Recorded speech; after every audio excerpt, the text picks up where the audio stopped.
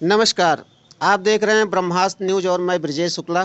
आज हमारे साथ हमारे परम आदरणीय कवि जी श्री राधेश पांडे जी हमारे साथ ब्रह्मास्त्र न्यूज पर आपका स्वागत है।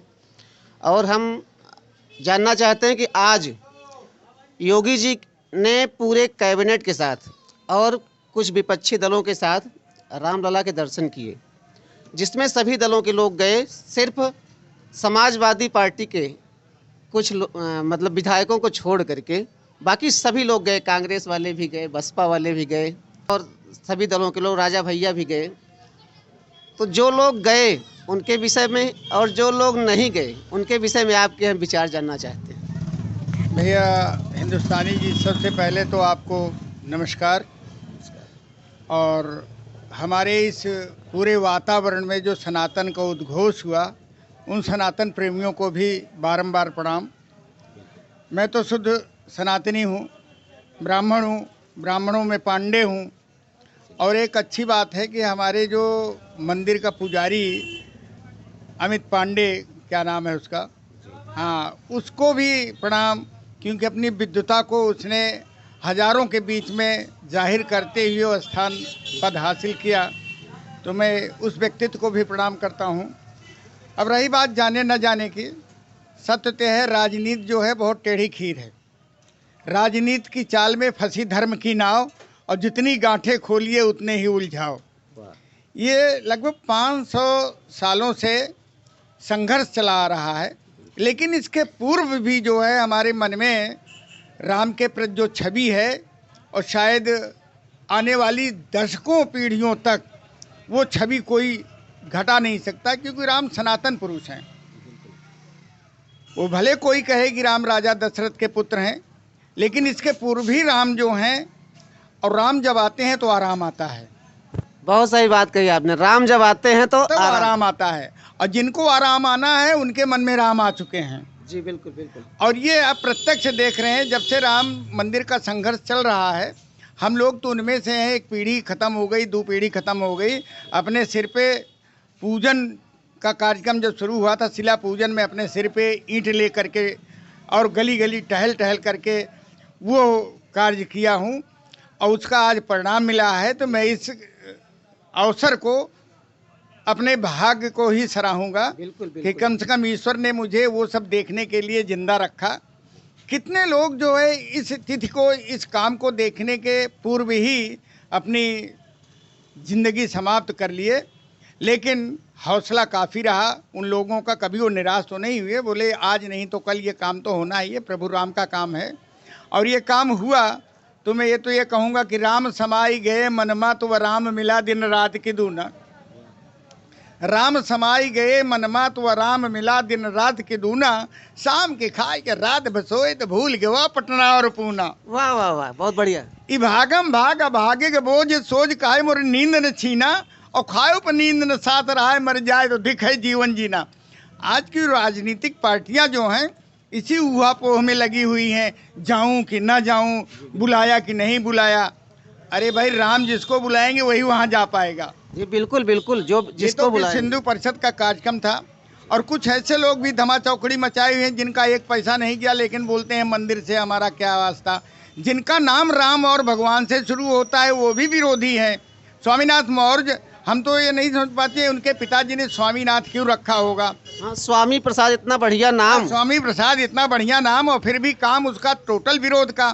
तो जो विरोध करेगा वो निश्चित रूप से आज नहीं तो कल वो धरातल में नीचे ही जाएगा, और उसके नाम को जिस तरह से लोग जिंदा रखना चाहेंगे वो कभी रह नहीं पाएगा।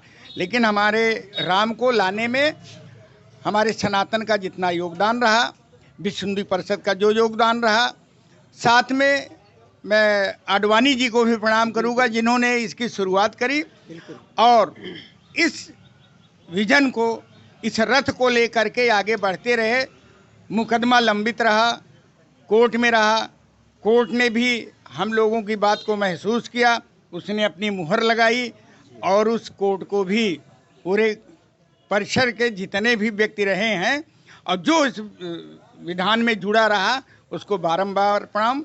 क्योंकि आज वो दिन आया कि हमारे ही देश में हमको जो है इस तरह से देखा गया कि जैसे हम लोग कहीं बाहर से आए हुए लोग हैं, और हमारे राम को जिस तरह से उन्होंने सामने रखा, प्रचारित किया, प्रसारित किया, और उसका दुष्परिणाम भी आया। फायदा और नुकसान अपनी जगह है, लेकिन जब ईश्वर आपके मन में है तो राजनीति से ईश्वर खत्म नहीं हो सकती है। कोई भी राजनीतिज्ञ हो, लेकिन अगर कोई राजनीति करेगा और ईश्वर के प्रति करेगा तो वो निश्चित रूप से खत्म होगा। और जो लोग गए उनको तो जाना ही था, क्योंकि उनको भगवान ने बुलाया। जी बिल्कुल। उनको निमंत्रण मिला तो गए, नहीं मिला तो गए। अभी मैं देख रहा हूँ हमारे अमिताभ भैया जी, फिल्म लाइन के सुपरस्टार, दो बार आ गए, और ये कहते हैं मैं जब आऊँगा तब आता रहूँगा। तो ये होता है राम के प्रति समर्पण। और हमारे पूरे वातावरण में, राममय वातावरण में, शायद कोई एक दो नास्तिक मिले, उसके भी अंदर राम है। ऐसा नहीं है कि वो राम नहीं है। जी बिल्कुल, किसी न किसी कारण बस वो जो है विरोध कर रहे हैं। हाँ, वो विरोध कर रहे हैं, उनका काम विरोध करना है। वैसे विरोधियों से बहुत ज़्यादा दुखी होने की जरूरत नहीं है। विरोध तो राम का भी हुआ था। जी बिल्कुल बिल्कुल। हाँ, तो ठीक है, उस समय जो जैसा रहा, जैसा वातावरण रहा, वो सब समय निकला। लेकिन राम हमारे जनमानस में घुसे रहे, हमारी आत्मा बन के, हमारा प्राण बन के, हमारी प्राण वायु बन करके राम हमारी आत्मा में घुसे रहे। तो राम को बारंबार भैया प्रणाम। और राम जी के साथ में माता सीता जी और लखन जी भी विराजमान हुए, ये बड़ी बात है। हनुमान तो पृथ्वी के ऐसे देवता हैं कि ना उनका दोबारा मरण होना है, न जन्म होना है। वो हमारे इस मानस में अजर अमर हैं, ऐसा माना गया है। तो मैं हनुमान लला को भी प्रणाम करता हूँ। इसमें भीड़ ज़्यादा है, और जैसा कि अपने मोदी जी ने भी कहा है कि भैया राम का भजन जहाँ हो वहीं करते रहो, और समय के हिसाब से अपनी परिस्थितियों को देखते हुए जब थोड़ा आराम मिले, खलखल मिले, तब आइए, निश्चित आइए। तो हम तो उन्हीं की बात को ध्यान में रखते हुए अभी तक जाने का कई बार प्लान बनाया, लेकिन फिर मोदी जी की बात याद आती है कि भीड़ में ज़्यादा भीड़ बढ़ाने की ज़रूरत नहीं है। और ये इतनी साधारण बात नहीं है। कोई कोई तो पूछते हैं कि मंदिर से क्या मिलेगा। अरे बेवकूफ़ों, मंदिर से वो मिलेगा जो तुमको आज तक नहीं मिला है। खाली शुरू तो करो यार। अपने मन में अगर सकारात्मक ऊर्जा लेकर के आप आओगे तो निश्चित रूप से ईश्वर आपका साथ देगा। मंदिर कोई किसी को दान उपदान नहीं देता है। मंदिर आपको वो ऊर्जा देती है जो आपके अंदर बैठी हुई है, लेकिन आप उसको महसूस नहीं कर पा रहे हो। हम जैसे किसी मंदिर में या देवस्थान पे जाते हैं, हम सकारात्मक हो जाते हैं, और सकारात्मक होना ही आपका स्वस्थ होना है। जी बिल्कुल। तो इस पूरे कार्यक्रम को हमने टीवी पे देखा, आनंद आया। जी बहुत आनंद आया, बहुत आनंद आया। मुझे तो रोना आ गया। जी बिल्कुल, आंखों में आंसू आ गए थे जिस आंसू समय आ गए। राम जी की जो विग्रह मूर्ति रही है, अरे बाप रे, आपके अपने खुद के पैदा किए हुए बच्चे से भी ज़्यादा जो है लालित उसमें। और हाँ, वो आनंदमय वातावरण, वाह कमाल। यहाँ तक कि मूर्तिकार ने कहा कि हमने ये मूर्ति बनाई ही नहीं। अच्छा, मूर्तिकार भी बोल रहा है कि ऐसा तो संभव कैसे हो गया कि मैंने जो बनाई वो इस तरह आ गई थी। इतनी जो मुस्कान आई वो किस तरह से आई, वो भी अचंभित है। लेकिन मैं शीर्ष पुरुष आदरणीय मोदी जी को धन्यवाद दूंगा। उन्होंने खुल के कहा और करके दिखाया। मोदी जी ने अपना सारा सर्वस्व दिया, अपना समय दिया, हम लोगों को जो है संबल दिया।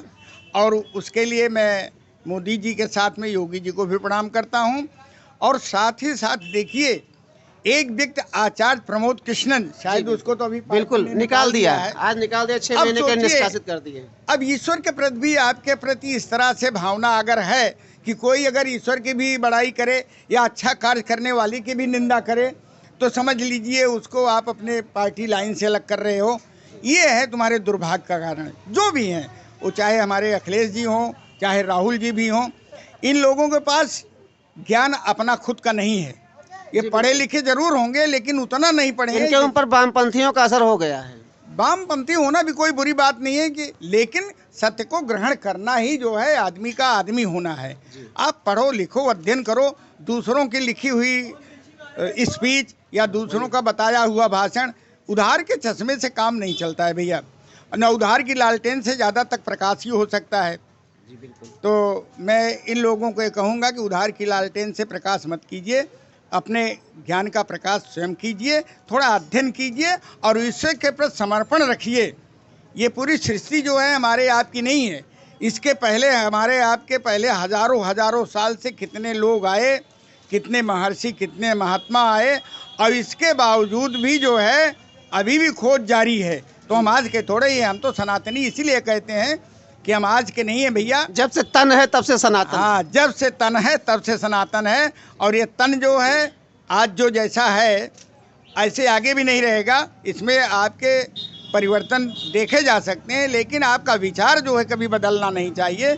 ईश्वर के प्रति संपूर्ण समर्पण चाहिए और ईश्वर उसी को अपना भक्त मानता है, उसी को अंगीकार करता है जो निर्विकार भाव से समर्पित हो जाए। बाकी तो दुनिया है यार, दौड़ेगा, खाएगा, आएगा, जाएगा। ये राजनीति है, लोग चिल्लाएंगे, फिर बैठ जाएंगे, फिर आएंगे, फिर जाएंगे।